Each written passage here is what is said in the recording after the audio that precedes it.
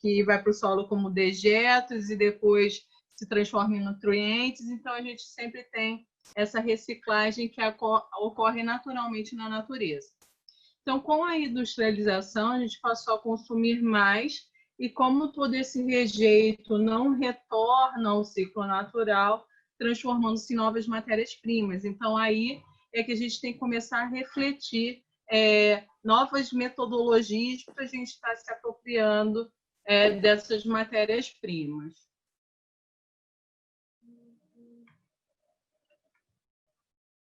Um pouquinho do histórico. Então, antes da segunda, então ficou meio dividida assim a história da reciclagem, tá? A problemática do lixo vem desde muito antes, mas falando propriamente da reciclagem, inicialmente a gente tem antes da Segunda Guerra Mundial, tá? Onde se percebia, não havia ainda aquele consumo exacerbado de bens, né? Os alimentos eram comprados por volume, consertava-se e reutilizava-se mais, né? Tudo era apropriado, nada era jogado fora. Até as pessoas mais abastadas, que tinham vestidos de luxo, por exemplo, quando chegava alguma nova moda, ela pegava aquele livro e mandava aquele vestido e mandava adaptar para nova moda. Então, os trapos, isso tudo era até muito comercial, isso antes da Segunda Guerra Mundial. Com a Segunda Guerra Mundial, aí a gente começa a perceber também o processo de reciclagem. Então, houve uma grande, naquele momento, incentivo, né, para que os materiais fossem doados, foram pagos para que fossem alimentar a indústria bélica. Então, muitos materiais foram para doação: borracha, alumínio, jornais, vidros. Então, essas duas matérias, aí, inclusive no Brasil também, pediram muito metal. Então, começou aí uma indústria, né, de reciclagem e de reutilização de materiais. Assim, na minha pesquisa, eu não consegui verificar direito como é que isso acontecia na indústria bélica. Né? A gente até imagina que os metais eram realmente reaproveitados, derretidos e viravam insumo novamente. Agora, pneus, papéis, isso, assim, eu não consegui entender como isso funcionava, para que isso era necessário durante a Segunda Guerra. No pós-guerra, que foi a partir de 1950, tudo começou a mudar, né, com o extraordinário desenvolvimento econômico e tecnológico que se seguiu. Então, vai e volta, eu estou voltando nesses marcos históricos, tá? Então, 500 a.C., a cidade de Atenas decreta que os resíduos devem ser jogados a 2 quilômetros de suas muralhas. Então, já tinha problemática dos resíduos dentro das cidades. Em 1348, a peste negra atinge a Europa vindo da Ásia. Isso foi por intermédio de ratos e de navios, né? A sujeira nas grandes cidades facilita a propagação de doenças. Em 1843, começam a ser usadas as primeiras embalagens de papel para diversos produtos, né? Então, já em 1843, embalagens de biscoito, açúcar, café, já eram comercializados na forma de papel. Deixa eu ver aqui que entrou aqui na minha frente. Eu consigo tirar. Criado o primeiro centro de reciclagem de alumínio em Chicago e Cleveland, em 1904. Então, já começou aí a trabalhar a reciclagem. E com a alta produtividade, né, depois da Segunda Guerra Mundial, né, retomando aí a industrialização, né, a gente percebe que começa a haver a industrialização versus poluição, né? Tanto a poluição atmosférica como poluição do excesso de resíduos, de materiais, tudo isso foi verificado pós-Segunda Guerra Mundial. Então, em 1950, já surgem novas matérias-primas, como as resinas plásticas, derivados de petróleo, aumentando a quantidade de descartáveis. Em 1968, começou a campanha nos Estados nos Estados Unidos é BNDCAM, né? Um programa de larga escala de reciclagem de latas de ferro e alumínio, né? Em 1972, a gente tem a Conferência de Estocolmo, inicia aí o debate sobre os limites de crescimento, né? Esse período aí, a década de 70, a gente começa a ter uma movimentação ambientalista, e nesse mesmo ano houve a Conferência Nacional da Terra e é criado o Programa dos 3 R's. Já em 1973, o PET ele passa a ser utilizado como matéria-prima das garrafas e a sua... Alguém quer falar alguma coisa? E a reciclagem ela só toma força a partir de 1991, né? De 73 para 91 passaram-se aí alguns anos. Isso daqui é uma propaganda que já foi na década de 70 já, que já começavam aí a perceber a necessidade de reciclar, né? De reutilizar materiais e de produzir menos, né? Então, consumidores que tinham se adaptado com o modelo use, eat and throw it away, ou seja, use e jogue fora, ficaram mais preocupados com o destino do lixo. Enquanto os esforços de reciclagem anteriores, né, antes da Segunda Guerra, bem no início, se concentravam em você prolongar ao máximo a vida útil do produto, né? Os americanos, naquele momento, começaram a reciclar, né, começaram a reciclar com as enormes quantidades de resíduos produzidos durante a segunda metade do século XX. A preocupação dele já era o excesso de resíduos que começaram a se produzir. Aí vem aquela dúvida, reciclar ou reutilizar, né? Isso causa muita confusão ainda, essas definições, né? Então, eu vou dar esses conceitos a partir do programa dos 3 R's. Reciclar o material descartado após o consumo, transformando os seus componentes em matéria-prima industrial para a fabricação de novos produtos, né? Isso seria o reciclar. O reutilizar seria reutilizar embalagens e outros produtos de uso cotidiano, retardando o seu descarte, fazer o uso dele mais de uma vez. Isso é bem diferente de reciclar. Reciclar, ele acaba se tornando matéria-prima para um outro novo produto, tá? E reduzir a geração de resíduos mediante novos hábitos na hora de compra e técnicas industriais, né? A palavra reciclar, né, entra por vocabulário internacional e significa recycle, rie de repetir, né, e cycle de ciclo. E uma outra curiosidade aí é o símbolo da reciclagem, né? Ele surgiu a partir de um concurso onde um estudante, Gary Anderson, né, teve a ideia de simbolizar a continuidade em um desenho finito. Então, ele diz assim, eu queria sugerir com isso uma face dinâmica, as coisas mudam, né? E uma outra estática, um estado de equilíbrio e de permanência. Esse aí é o significado do símbolo da reciclagem. Bom, já foi dito isso anteriormente, mas é só para a gente se colocar no Brasil, quando é que começou a aparecer o termo reciclagem, né? Nas legislações anteriores, né? Legislação ambiental, resolução CONAMA, era muito precário, não fazia muito uso da palavra reciclagem, né? E nem dava uma determinação para que fosse utilizado. Então, na verdade, ele apareceu com força na Política Nacional de Resíduos Sólidos, que tem como objetivo primar pela mudança de comportamento por meio de adoção de padrões sustentáveis e uma visão sistêmica e articulada entre o poder público e o setor empresarial com o desenvolvimento de tecnologias e o aprimoramento da gestão ambiental. Buscar a regularidade, a funcionalidade e a universalização da prestação de serviços públicos de limpeza urbana e de manejo de resíduos sólidos.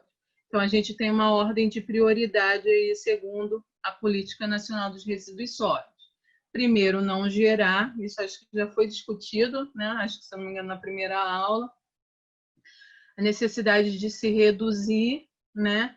Reutilizar ao máximo, e aí sim entra a reciclagem com o posterior tratamento e disposição final adequada. Segregação do resíduo reciclável.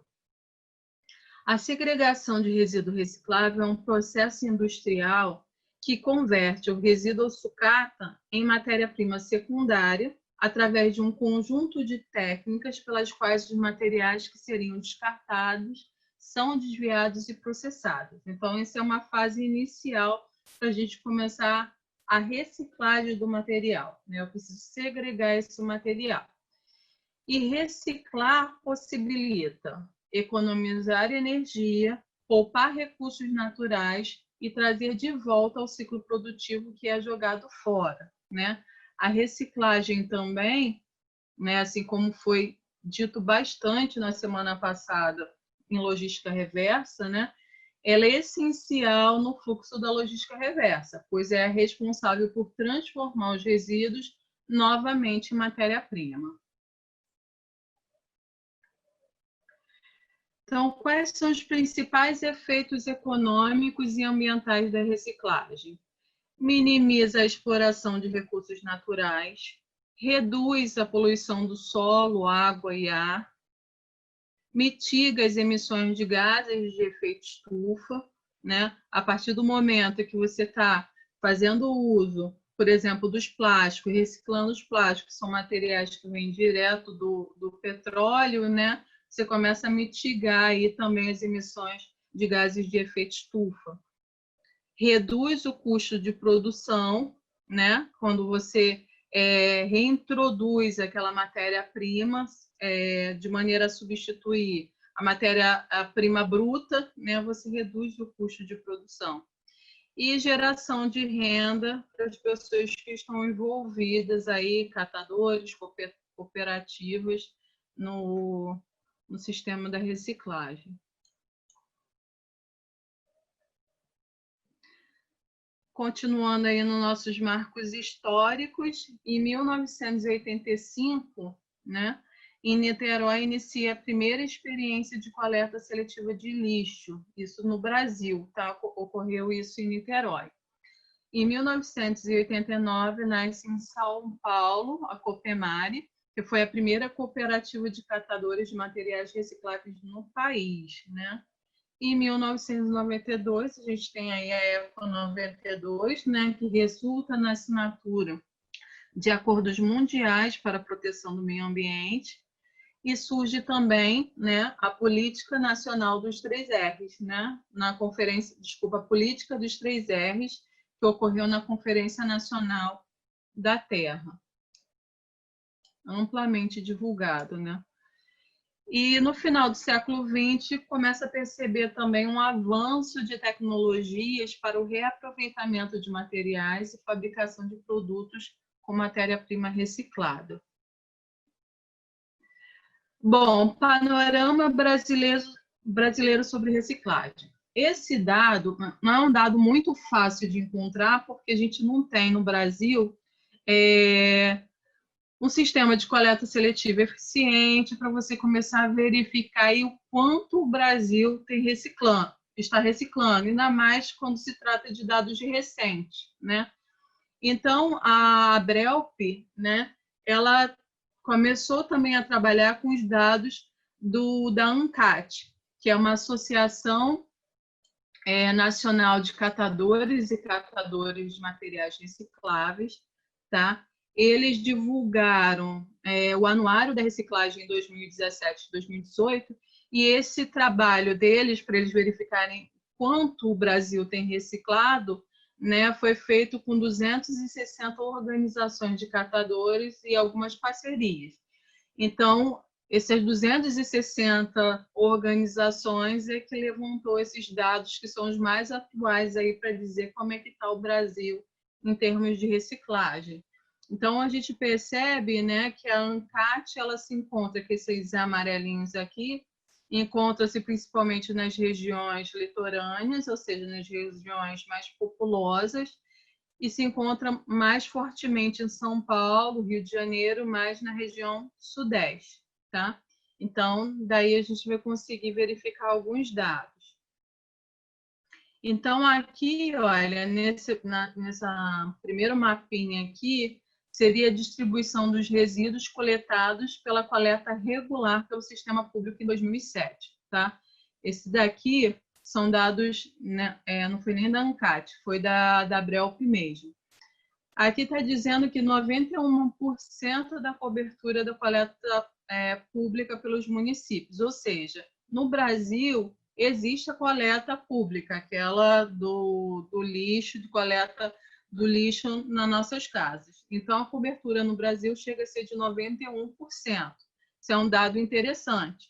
Só que 41% disso aí que é coletado, 41% são descartados em lixões ou aterros controlados. Isso equivale a mais ou menos 29 milhões de toneladas de resíduo que é jogado de forma inapropriada, né?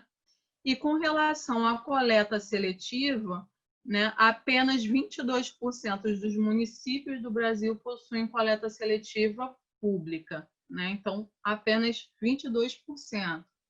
Pouquíssimos municípios realizam a coleta seletiva. Esses dados aqui foram os dados que eles levantaram dos principais materiais que eles coletam, tá?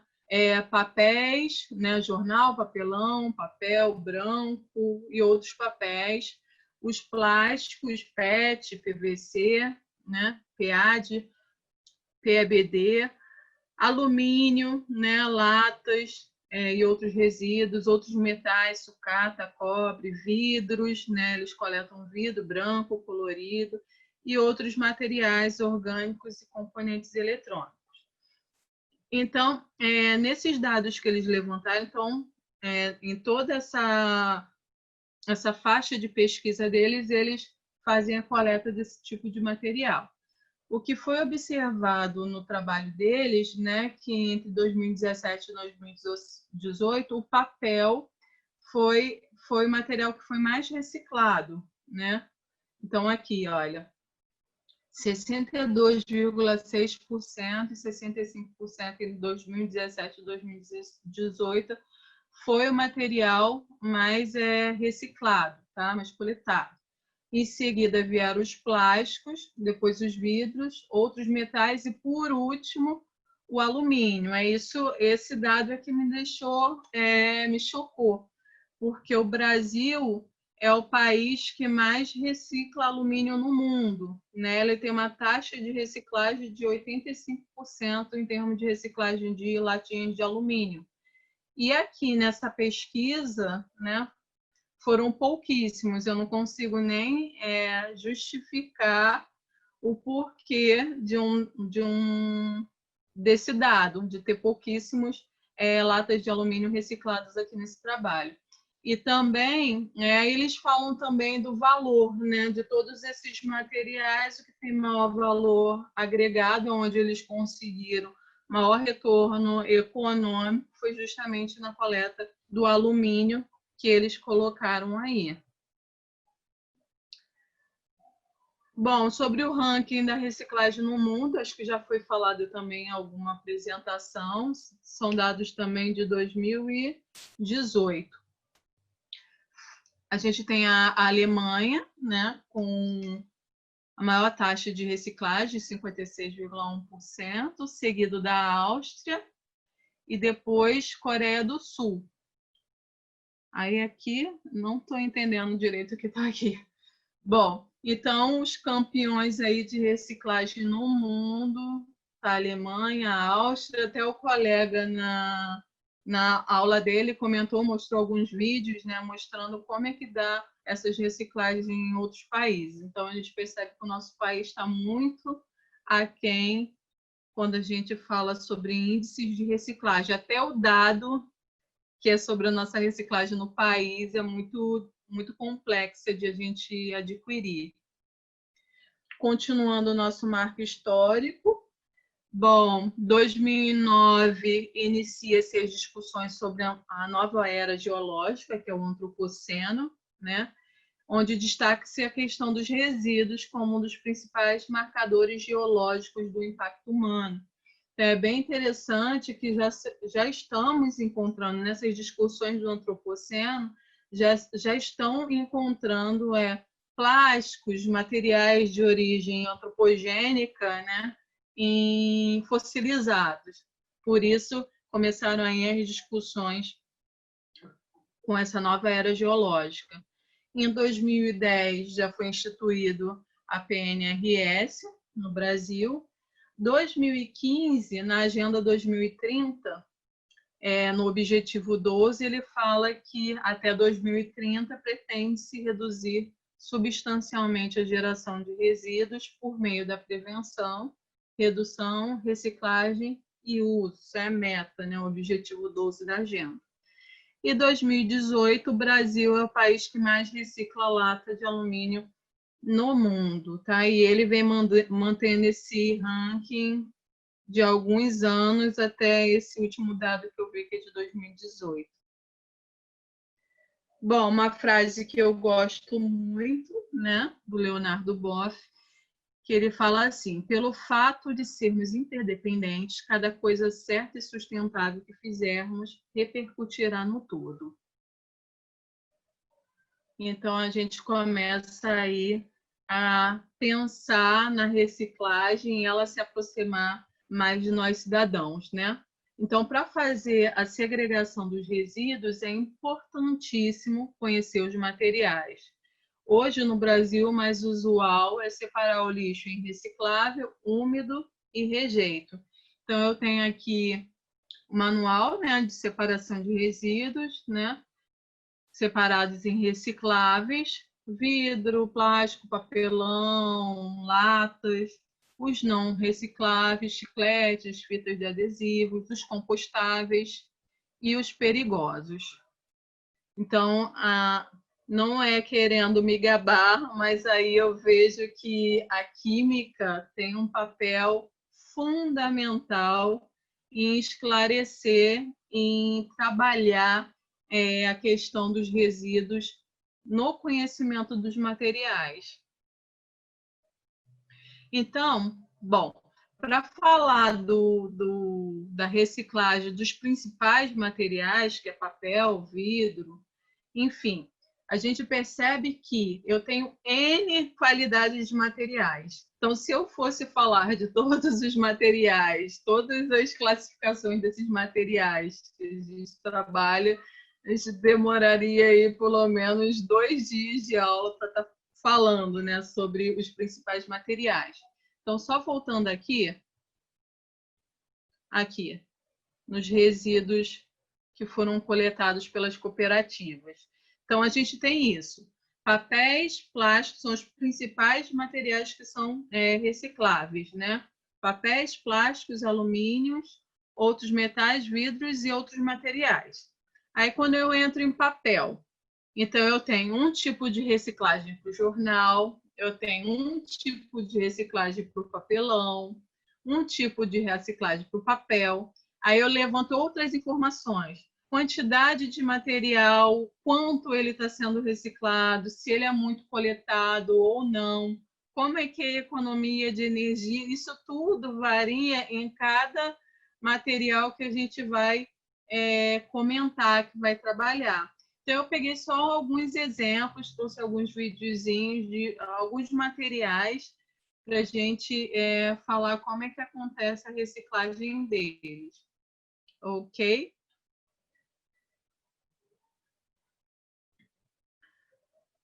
Deixa eu ver, deixa eu ligar aqui.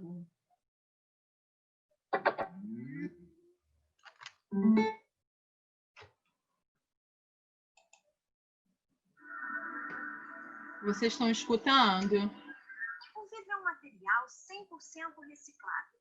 Para cada tonelada... Estamos sim. Obtém-se 1 tonelada de vidro novo.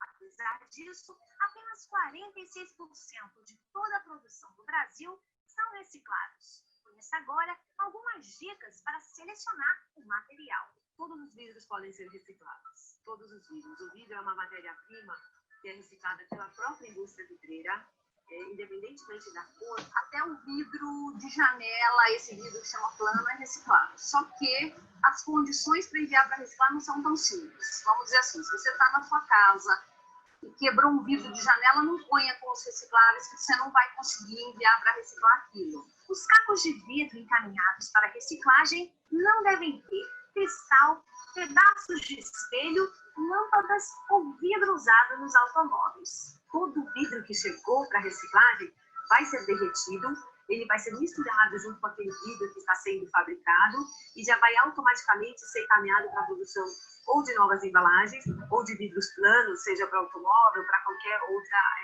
utilidade. Porque a indústria vidreira consegue derreter qualquer tipo de vidro e juntá-lo ao seu processo de fabricação do próprio vidro. Infelizmente, espelho, cerâmica, porcelana, cristal e vidros de automóveis não são recicláveis. As lâmpadas fluorescentes, no entanto, podem ser recicladas, porém apenas em grandes quantidades. Elas são boas, por um lado, porque elas economizam energia. Isso é bom para o meio ambiente. Porém, elas como lixo, elas são problema, porque elas contêm dentro de si alguns metais pesados, mercúrio, por exemplo, e isso faz mal para o ser humano.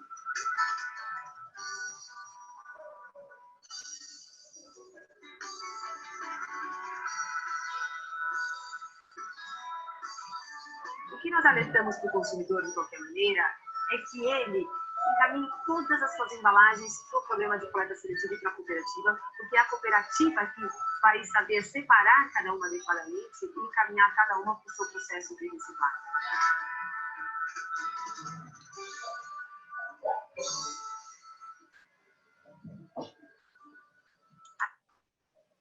Assista também ao vídeo que fala sobre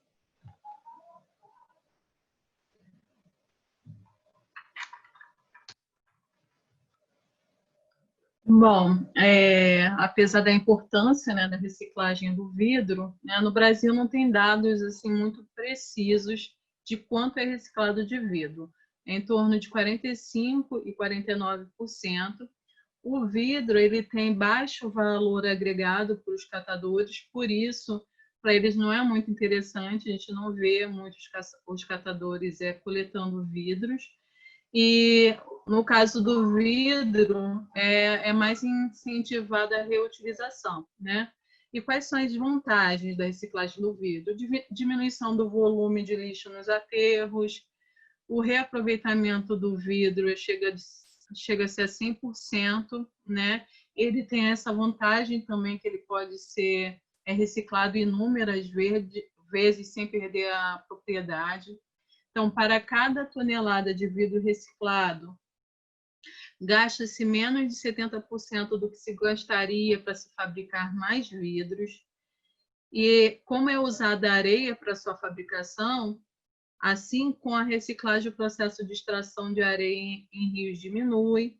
E isso é um ponto muito importante, porque essa extração devasta matas, provoca erosões e assoreamento de rios. E para cada tonelada de vidro reciclado, economiza-se 1,2 toneladas de matéria-prima. Bom, reciclagem de metais. Vou botar outro videozinho aqui.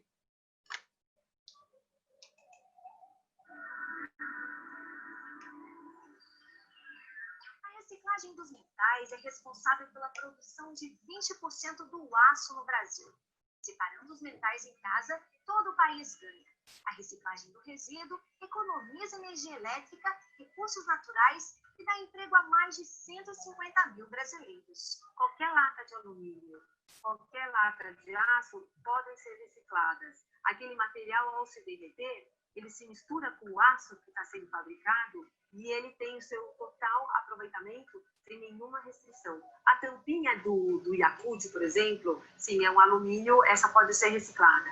A tampinha do iogurte, a gente tem que prestar atenção, se não é uma tampinha laminada, por exemplo, com algum tipo de plástico. Se você tiver torneira em casa, que você fez uma reforma, sobrou uma torneira, pode pôr enviar para reciclar, que o pessoal, por exemplo, da cooperativa vai ficar feliz, né? Tudo que se tiver cano, tudo isso é reciclável, assim. Outros objetos que também podem ser reciclados são o papel de alumínio e as embalagens de aerosol. Aquilo lá é reciclável, só que tem uma coisa, você tem que tomar o cuidado de esvaziar tudo do gás que tem lá dentro antes de mandar para reciclar. Porque se tiver um pouco de gás, pode explodir.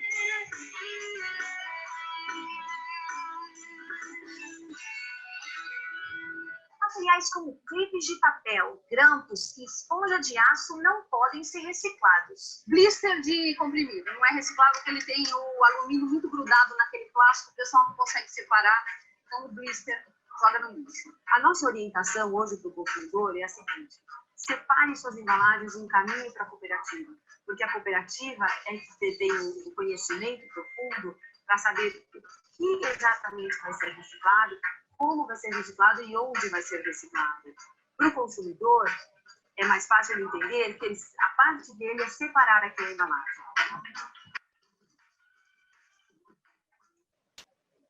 Bom, deixa eu botar aqui de novo. Então, na reciclagem de metais, economiza-se até 97% da energia utilizada para a produção de metal a partir da matéria-prima virgem. Isso ocorre pois não é preciso realizar o processo de extração e beneficiamento do minério, né? Além dessas vantagens, o metal pode ser reciclado inúmeras vezes sem que ocorra perda de nenhuma de suas propriedades. Então, um dos metais mais reciclados é o alumínio, né? Como qualquer outro produto de alumínio, ele é 100% reciclável, e a cada 1.000 quilogramas de alumínio reciclado significa 5.000 de quilogramas de minério bruto bauxita poupado, né? Outro ponto importante para o meio ambiente é que para reciclar o alumínio gasto apenas 5% da energia que seria utilizado para se produzir o alumínio primário, ou seja, uma economia de 95%. E por ele ter um valor alto valor agregado, né, é o material que é mais reciclado, mais que os catadores mais pegam para fazer para a indústria da reciclagem. Bom, a reciclagem do papel, então foi o que eu falei, a gente tem do papel branco, do papel de revista, do jornal. Aqui eu dei um exemplo do papel de arquivo, tá? A reciclagem do papel, ele possui no Brasil, né, o segundo maior índice de reciclagem do país, e o Brasil recicla em torno de 63%. Recicla bastante também papel, né? Bom, no caso do papel arquivo, a composição é igual à do branco e é 100% reciclável. Papel de livro é considerado papel arquivo, mas as capas geralmente não são recicláveis, pois possuem alto teor de plástico em sua composição. E outro cuidado também, né, é com como você vai destinar esse papel, né? A gente tem o hábito de pegar o papel e amassar, e isso dificulta bastante a reciclagem de papel. O ideal é deixar ele inteirinho, né, ou no máximo dobrar, evitar amassar papel. Isso aqui é a embalagem, eu acho muito interessante, a reciclagem Tetra Pak, né? Ele é mais por conta da logística reversa, que eu acho que a empresa tem um trabalho interessante de logística reversa, mas ainda assim a gente percebe baixíssima reciclagem de Tetra Pak. Esse videozinho aqui não tem áudio, não.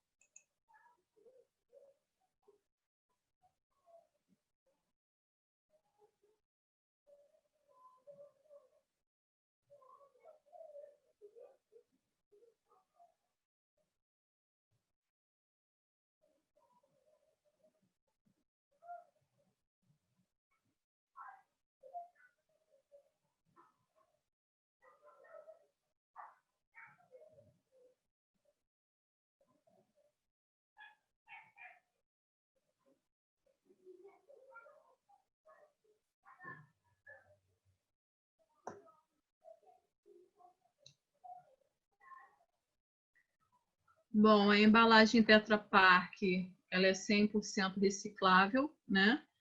É utilizado para produção de telhas, cabos de vassouras, coletores, né? O alumínio e o plástico, eles podem ser separados um do outro e seguem um reaproveitamento distinto, né? O plástico utilizado é o polietileno de baixa densidade. Aí a composição de uma embalagem longa-vida é 75% de papel, 5% de alumínio e 20% de plástico. A reciclagem do plástico, né? Esse também, se a gente olhar dentro dos plásticos, você tem várias simbologias, né? Vários tipos de polímeros, vários tipos de plásticos. Aí eu vou pegar aqui, por exemplo, o PET, né? Muito utilizado em embalagem de bebidas. E os produtos da reciclagem são tapetes, tecidos paradinhos, né? E penugem de bola de tênis. O 5 aqui, que é o polipropileno, né? Muito utilizado em recipientes para ketchup, iogurte e margarina. E quando reciclados, eles servem de recipientes para tintas. Então, de vários tipos de plástico que a gente tem aqui, eu vou pegar o PET para falar um pouquinho dele, tá? O Brasil, né, é o quarto país na produção de plástico no mundo, né? Então, você vê que a reciclagem ainda do plástico é muito, muito aquém do que a gente tem consumido e produzido. Os plásticos, eles apresentam dificuldade para a reciclagem devido ao valor, ao baixo valor agregado. Então, a pessoa precisa de quantidades enormes para ser vantajoso economicamente para estar reciclando o plástico, né? O PET é o plástico com maior índice de reciclagem, chegando a 51%. Porém, esse valor ainda é considerado baixo em virtude da quantidade de plástico que a gente produz no país, né? Informações ecológicas, né? 100% reciclável. Ele pode ser utilizado na fabricação de tecidos, além de se transformar em outras embalagens de PET, porém não pode ser para alimentos, né? E uma forma interessante de identificar uma garrafa PET é observando um umbigo na parte inferior da embalagem, né? Que sempre forma aquele biquinho, né? O que caracteriza o processo de fabricação desse tipo de embalagem. Bom, segundo aqueles dados da ANCAT também, isso aqui já é sabido, mas é interessante eu chamar a atenção, né? 98% enxergam a reciclagem como algo importante para o futuro, né? Somente 39% não separa o lixo, 39% não separa o lixo orgânico do reciclável, 66% da população sabe pouco ou nada sobre a coleta seletiva e 81% sabem pouco ou nada sobre cooperativas de reciclagem. Então, embora a gente já saiba, quando você vê isso em números, é chocante. E é o que eu sempre bato o martelo, né? A grande importância de você ter educação ambiental. Por exemplo, aqui no bairro de Bangu, tem alguns locais que tem a coleta seletiva. Então, eu cheguei a conversar com alguns alunos, e eles falaram, passa caminhão uma vez por semana para pegar o lixo reciclável. Eu perguntei, e aí, vocês separam o lixo? A maioria não separa o lixo. Ou seja, não adianta você implementar a coleta seletiva, coloca no seu bairro a coleta seletiva, mas a população não está colaborando com a coleta seletiva. Então, é um trabalho de educação ambiental, é um trabalho que tem que caminhar junto. E aí eu posso enumerar aí várias dificuldades para não ocorrer a reciclagem. Eu citei algumas, tá? Mas aí eu peço parceria de vocês para a gente acabar a apresentação para dizer quais são as dificuldades da reciclagem. Falta de incentivo fiscal, falta de incentivo a programas de coleta seletiva. O setor industrial, ele pouco está preocupado com o ciclo de vida do produto e com a logística reversa, isso foi muito falado semana passada. a educação ambiental incipiente, falta de programas sociais para a inclusão dos catadores. Enfim, foi os que eu coloquei, mas com certeza vocês podem contribuir para a gente acrescentar mais aqui. Fazendo a propaganda do Sustente UERJ, a gente trabalha muito com a questão de resíduos, então toda semana vocês podem entrar lá que vai ter informações sobre resíduos, economia. Essa semana foi os 12 objetivos, né, do desenvolvimento sustentável. Enfim, toda semana podem entrar lá que vai ter alguma coisa interessante sobre o assunto.